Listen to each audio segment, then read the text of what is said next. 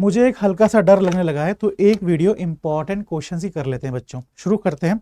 Indian economic development से देख लेते हैं पहले इंडियन इकोनॉमिक डेवलपमेंट के इंपॉर्टेंट क्वेश्चन। ठीक है, चलो ये हमारा माइंड मैप है, हमने क्लास में बहुत बार बताया है इसके रिगार्डिंग। तो ये क्वेश्चन हैं इस माइंड मैप से हो जाएंगे। देखो क्वेश्चन कौन से हैं कि भाई अंग्रेजों ने इंडिया में क्या क्या बनाया, क्या क्या अच्छा करा अंग्रेजों ने हमारे देश के लिए। ठीक है, एक क्वेश्चन ये आता है। फिर उसके बाद अगर हम आगे बढ़ेंगे तो हमें मालूम चलेगा कि अंग्रेजों ने इंडिया में आके कितना इंफ्रास्ट्रक्चर नुकसान पहुंचाया, अंग्रेजों ने इंडिया में आके कितना हमारे देश के इंफ्रास्ट्रक्चर को नुकसान पहुंचाया है, देश में इकोनॉमिक मतलब देश में अलग अलग इंडस्ट्री नहीं बनाई है, उसके रिगार्डिंग क्वेश्चन आया हुआ है। ठीक है, फिर तीसरा जो क्वेश्चन आता है यहाँ से वो ये है कि हाँ चेंज इन ऑक्यूपेशनल स्ट्रक्चर। बच्चों change in occupational structure question आता है, तो ये change in occupational structure question आता है वो देख लेना। ठीक है, ये इंपॉर्टेंट क्वेश्चन हो गए चैप्टर नंबर 1 से। अब Indian economic development chapter number 2 से इंपॉर्टेंट क्वेश्चन देख लो। चैप्टर नंबर 2 से इंपॉर्टेंट क्वेश्चन वो है कि इक्विटी मतलब अबॉलिशन ऑफ इंटरमीडियरीज हटा के इक्विटी कैसे ला रहे हैं, वो एक क्वेश्चन आता है। ठीक है बच्चों, दूसरा जो क्वेश्चन आता है वो ये है कि स्मॉल स्केल इंडस्ट्री की इंपॉर्टेंस क्यों है और गवर्नमेंट स्मॉल स्केल इंडस्ट्री क्या कर रही है। तीसरा जो क्वेश्चन आता है यहाँ से वो ये आता है कि पब्लिक सेक्टर कंपनीज को गवर्नमेंट ने पहले क्यों इंपॉर्टेंस दी, है ना, प्राइवेट को क्यों कम इंपॉर्टेंस दी, पब्लिक को क्यों इंपॉर्टेंस दी, ये सवाल आता है। फिर आता है सब्सिडी के रिगार्डिंग बहुत सारे क्वेश्चन आते हैं, ये देख लेना। और सब्सिडी और ग्रीन रेवोल्यूशन का जो क्वेश्चन है वो लगभग सेम साउंड करता है, तो ये वाला क्वेश्चन भी देख लेना, सब्सिडी और ग्रीन रेवोल्यूशन। ठीक है बच्चों, चलो नेक्स्ट चीज देख लेते हैं। इकोनॉमिक रिफॉर्म के रिगार्डिंग क्वेश्चन है। इकोनॉमिक रिफॉर्म के लिए कौन कौन से कानून में चेंज कराया था, टैरिफ नॉन टैरिफ पॉलिसी, उसके रिगार्डिंग जो डिफरेंस है वो देख लेना, वहां से क्वेश्चन आता है 3rd चैप्टर में। उसके बाद फिर आता है ये जो ओपन आउटसोर्सिंग, ये जो आउटसोर्सिंग लिखा है ना बच्चों, आउटसोर्सिंग ग्लोबलाइजेशन का एक बहुत बड़ा पॉजिटिव चीज है। हमारे देश में आईटी इंडस्ट्री बहुत बूम कर गई है आउटसोर्सिंग की वजह से, तो उसके रिगार्डिंग क्वेश्चन आता है बच्चों, 2-3 क्वेश्चन वहां से आ चुका है। उसके बाद फिर क्वेश्चन आता है कि जो प्राइवेटाइजेशन है उसके रिगार्डिंग क्वेश्चन आता है। एयर इंडिया को प्राइवेटाइज कर दिया, नवरत्ना महारत्ना के ऊपर क्वेश्चन आता है कि इंडिया में प्राइवेटाइजेशन किस तरीके से काम चल रहा है, किस तरीके से एंजॉय कर रहे हैं, ये क्वेश्चन आता है बच्चों। उसके बाद जो क्वेश्चन आता है वो ये आता है कि देश में ग्लोबलाइजेशन से आरबीआई क्या कैसे चेंज हुआ है, फार्मर को फायदा नुकसान क्या हुआ है, इंडस्ट्री को फायदा नुकसान क्या हुआ है, ये क्वेश्चन आता है बच्चों। तो ये सारे क्वेश्चन आते हैं 3rd चैप्टर से हमारे। 4th चैप्टर ह्यूमन कैपिटल से देख लेते हैं। पहला आता है कि गवर्नमेंट का इन्वॉल्वमेंट ह्यूमन कैपिटल में कितना इंपॉर्टेंट है, गवर्नमेंट का इन्वॉल्वमेंट ह्यूमन कैपिटल में कितना इंपॉर्टेंट है, ये क्वेश्चन आया हुआ है। उसके बाद फिर अगला क्वेश्चन आता है कि एजुकेशन और ह्यूमन कैपिटल का रिलेशन के बारे में क्वेश्चन आता है, कितना इन्वेस्टमेंट कर रहे हो एजुकेशन में, वगैरह वगैरह ये सवाल आता है।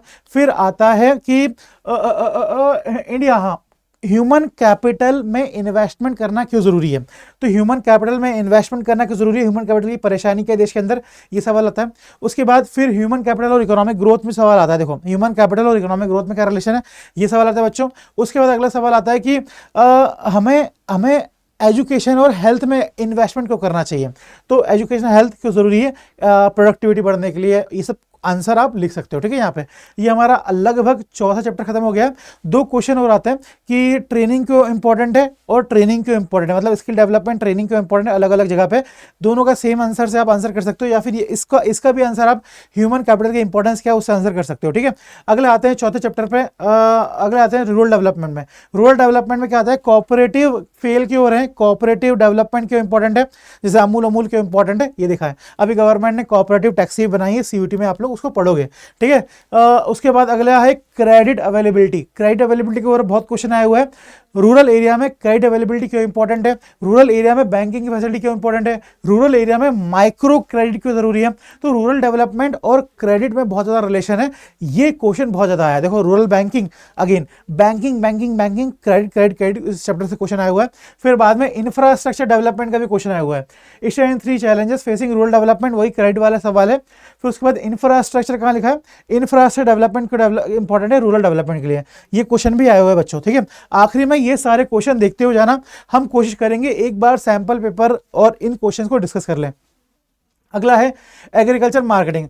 एग्रीकल्चर मार्केटिंग में देखो एग्रीकल्चर मार्केटिंग क्यों जरूरी है, ऑर्गेनिक फार्मिंग क्यों जरूरी है, उसके फायदे नुकसान क्या है, ऑर्गेनिक फार्मिंग के एग्रीकल्चर मार्केटिंग के फायदे नुकसान क्या है वो देख लेना। और एग्रीकल्चर डाइवर्सिफिकेशन क्यों जरूरी है, क्योंकि जो हमारा जो एग्रीकल्चर है वो वहां से इनकम स्टेबल नहीं है, कुछ महीने एग्रीकल्चर होता है, कुछ महीने नहीं होता है, तो कंटिन्यूस सोर्स के लिए डाइवर्सिफिकेशन ऑफ एग्रीकल्चर इंपॉर्टेंट है।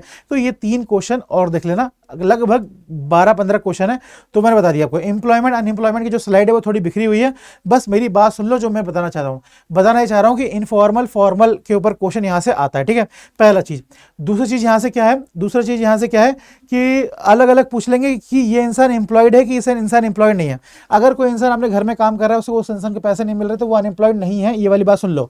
अगर कोई इंसान एक हफ्ते में सिर्फ 1 घंटे भी काम कर रहा है, तो वो एम्प्लॉयड है, ये वाली बात भी सुन लो, ठीक है। एम्प्लॉयड अनएम्प्लॉयमेंट क्वेश्चन का जाएगा। देश की इनकम बढ़ रही है पर देश में एम्प्लॉयमेंट नहीं बढ़ रहा है, उसका कारण क्या है, इसके रिगार्डिंग क्वेश्चन यहाँ से आता है, ठीक है। तो इस चैप्टर के रिगार्डिंग ये 3-4 क्वेश्चन आते हैं, सो याद कर लो, ठीक है। अब उसके बाद बात कर लेते हैं एनवायरमेंट एंड सस्टेनेबल डेवलपमेंट के रिगार्डिंग। इस चैप्टर से केस स्टडी आने के चांसेस बहुत ज्यादा है और एमसीक्यू आने के चांसेस बहुत ज्यादा है। जो इंपॉर्टेंट क्वेश्चन यहाँ से आता है, डिफाइन अब्जॉर्प्टिव कैपेसिटी, एक्सप्लेन, देखो 2023 में आया, 2025 में आया क्वेश्चन यहाँ से, ठीक है। उसके बाद एक क्वेश्चन होता है, what is meant by sustainable development, sustainable development के इंपैक्ट क्या है, किस तरीके से सस्टेनेबल डेवलपमेंट कर सकते हैं। Biopesticide help reduce ill impact of green revolution और soil and water bodies while promoting sustainable development, ठीक है। अलग अलग तरीके से हम सस्टेनेबल डेवलपमेंट कैसे प्रमोट कर सकते हैं वो आ गया। देखो मिनी हाइड्रल प्लांट लगा के सस्टेनेबल डेवलपमेंट कैसे कर सकते हैं, तो सस्टेनेबल डेवलपमेंट कैसे कर सकते हैं, अलग अलग तरीके क्या है उसके सस्टेनेबल डेवलपमेंट के, अलग अलग जो टेक्निक्स है वो क्या है सस्टेनेबल डेवलपमेंट की। अगर आप ये एक क्वेश्चन याद कर लो, सस्टेनेबल डेवलपमेंट क्या है, सस्टेनेबल डेवलपमेंट की इंपॉर्टेंस क्या है और सस्टेनेबल डेवलपमेंट किस किस तरीके से कर सकता है, अगर आप ये एक क्वेश्चन याद कर लोगे, मतलब 3-4 लाइन, मतलब 3-4 लाइन तो नहीं बोलूंगा, कुछ 5-6 लाइन याद कर लोगे, तो आपका इस एरिया से इंश्योर हो जाओगे आप, ठीक है। अगला चैप्टर आता है कंपैरेटिव डेवलपमेंट। कंपैरेटिव डेवलपमेंट मतलब चैप्टर का नाम ही कंपैरेटिव डेवलपमेंट है, तो इंडिया पाकिस्तान का कंपैरेटिव डेवलपमेंट आ जाएगा, इंडिया चाइना का कंपैरेटिव डेवलपमेंट आ जाएगा। पर इस चैप्टर की एक अच्छी बात बताऊं मैं आपको, क्या है इस चैप्टर की अच्छी बात यह है कि इस चैप्टर में ऐसे कुछ टेबल्स आएंगे। टेबल्स मतलब आपके डेटा दिया जाएगा, फिर आपको उसको एक्सप्लेन करना रहेगा या फिर टेबल बनानी रहेगी। तो ये टेबल आप आसानी से कर सकते हो। अगर एक बार अगर आपने टेबल बना ली तो आप आराम से इन सवालों को सॉल्व कर सकते हो, आराम से इन सवालों को आप सॉल्व कर सकते हो। क्यों सॉल्व कर सकते हो, क्योंकि आपने पूरा पूरा पूरा इकोनॉमिक्स पढ़ी हुई है और उन सारे इकोनॉमिक्स से आप ये सारे सवाल कर सकते हो, ठीक है। इसलिए इस चैप्टर की इंपॉर्टेंस भी ज़्यादा, इस चैप्टर से नंबर भी ज़्यादा आते हैं, ठीक है।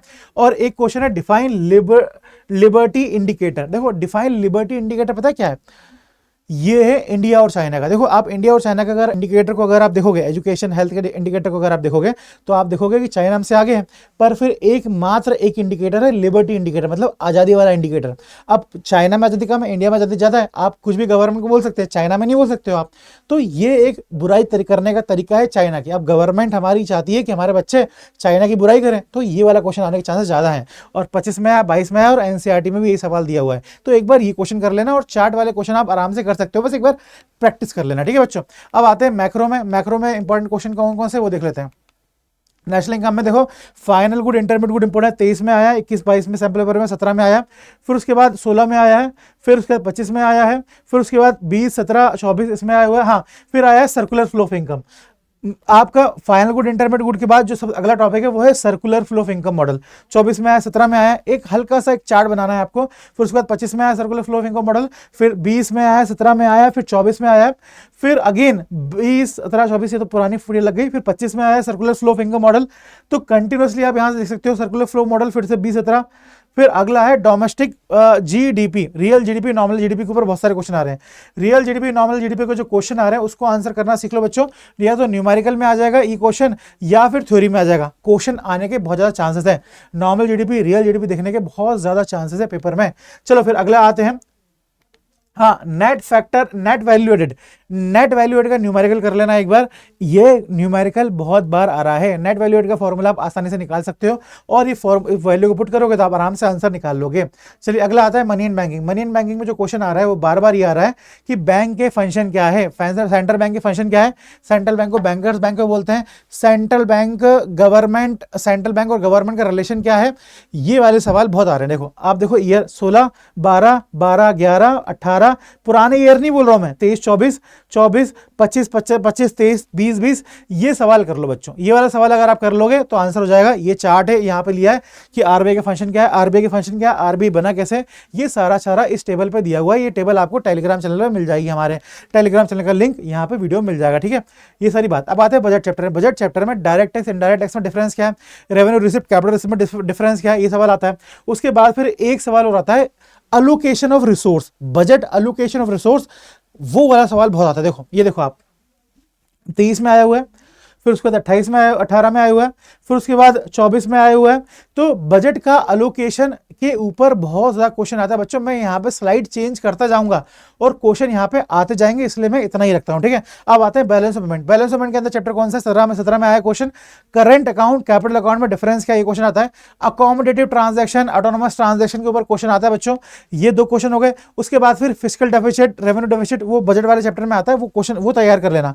फिस्कल डेफिसिट क्या होता है, रेवेन्यू डेफिसिट क्या होता है, और फिस्कल डेफिसिट, रेवेन्यू डेफिसिट और प्राइमरी डेफिसिट, ये 3 के फॉर्मूले याद कर लेना। उसके अलावा कोई फॉर्मूले याद मत करना बजट चैप्टर से, ठीक है। ऑटोनोमस ट्रांजैक्शन, एफडीआई एफआई में डिफरेंस क्या होता है, बहुत सिंपल सा डिफरेंस है बच्चों। एफआई अगेन फॉरेन इन्वेस्टमेंट में रिलेशन क्या होता है, देखो चाइना से कंपनी इंडिया में आ गई है तो फिर इंडिया को फायदा हुआ नुकसान हुआ फॉरेन इन्वेस्टमेंट के रिगार्डिंग, ये क्वेश्चन आता है बच्चों। मैनेजिंग फ्लोटिंग एक्सचेंज रेट, हाँ एक्सचेंज रेट बहुत इंपॉर्टेंट बच्चों। एक्सचेंज रेट क्या होता है, डेप्रिसिएशन, डिवैल्यूएशन, ये क्या, इसमें डिफरेंस क्या होता है, अप्रिसिएशन, रिवैल्यूएशन में डिफरेंस क्या होता क्या है, ये सब चीजें। और कौन सी ऐसी डिमांड है, कौन सी सप्लाई, जिसकी वजह से ये सब ऊपर नीचे होता रहता है, हमारा एक्सचेंज रेट ऊपर नीचे होता रहता है। ये बहुत इंपॉर्टेंट क्वेश्चन है बच्चों। नॉमिनल जीडीपी, रियल जीडीपी के अलावा, बैंक के फंक्शन के अलावा जो सबसे इंपॉर्टेंट क्वेश्चन है वो यहाँ का है बच्चों। ये वाली बात याद रख लेना बच्चों, अगर नहीं आएगी तो प्रॉब्लम हो जाएगा बच्चों। तो ये वाली बात है। अब उसके बाद आता है हमारा aggregate demand, aggregate supply. Aggregate demand, aggregate supply का एक न्यूमेरिकल आएगा, पर उस न्यूमेरिकल में ये एक फॉर्मूला है। इस फॉर्मूले से आप बहुत सारे क्वेश्चन सॉल्व कर लोगे। मैंने प्रीवियस ईयर देखा और प्रीवियस ईयर मालूम चला, इस फॉर्मूले से आप बहुत सारे सवाल कर सकते हो, ठीक है। ये सवाल आप देख सकते हो, example aggregate demand, aggregate supply, ये सवाल पहला था। तो अल्टीमेटली मेरा कहने का मतलब ये है कि जो इंपॉर्टेंट क्वेश्चंस अगर हम उसको कर लेंगे तो हमारे लिए उसका आंसर करना क्या हो जाएगा, बहुत ईजी हो जाएगा बच्चों। और ये मतलब एक डर था मेरे अंदर कि कम से कम ये तो बता दूं बच्चों को, तो मैंने बता दिया आपको यहाँ पे। और बेस्ट ऑफ लक बच्चों, थैंक यू। कल के लिए बेस्ट ऑफ लक, और अच्छे से बिल्कुल टेंशन नहीं लेना। ये जीवन की आखिरी लड़ाई नहीं है, इसके बाद बहुत सारी लड़ाई आएगी। और अगर आपको टेंशन हो रही है तो मैं आपको एक पॉजिटिव बात बताना चाहता हूं। देखो ये जो आप टेंशन फील कर रहे हो ना, ये बहुत बहुत महंगी टेंशन है बच्चों। पूरा साल मेहनत करने के बाद ये टेंशन फील होती है, ये टेंशन बहुत मुश्किल से फील होती है बच्चों। आप लोग मतलब आप लोग की किस्मत अच्छी है, इसलिए आप ये टेंशन फील कर पा रहे हो बच्चों। समझ में आया? तो इसको एक बहुत पॉजिटिव तरीके से लो, बाकी एग्जाम की टेंशन मतलब सब कुछ अच्छा होगा। बेस्ट ऑफ लक बच्चों, बाय बाय।